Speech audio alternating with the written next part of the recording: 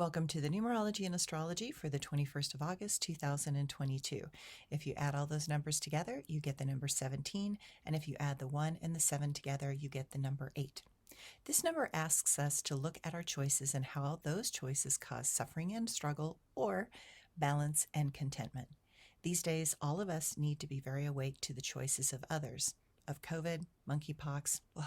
How do we choose to engage with others can also put us at risk. We are in a complicated time when literally all our actions and the actions of others and how they engage with us have to be carefully questioned. Gone are the days of carefree engagement with minimal consequences. Thus, this number 8 reminds us that the lack of careful consideration can cause us more grief rather than less.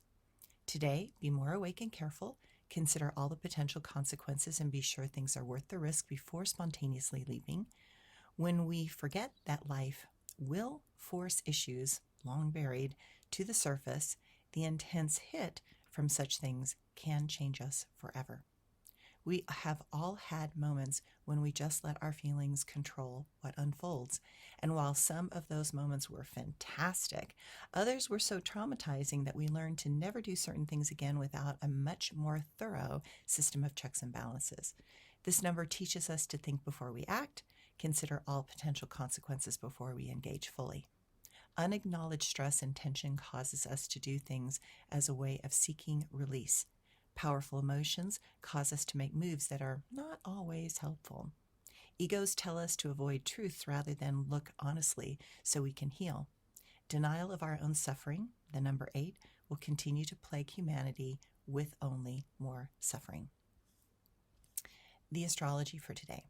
The moon will shift out of Gemini and into Cancer this evening, shifting our perspective into the more caring places and family concerns.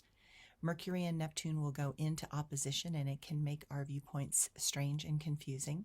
It seems to be that we are two possibilities that keep pulling us back and forth. Truth can be found between sides. The middle path is always the one to walk. Chiron and Mars will semi-square this evening, and while we need to stand up for truth, I guarantee it will not be comfortable. Anger leads to misunderstandings, but it can also intentionally try to lead us off course.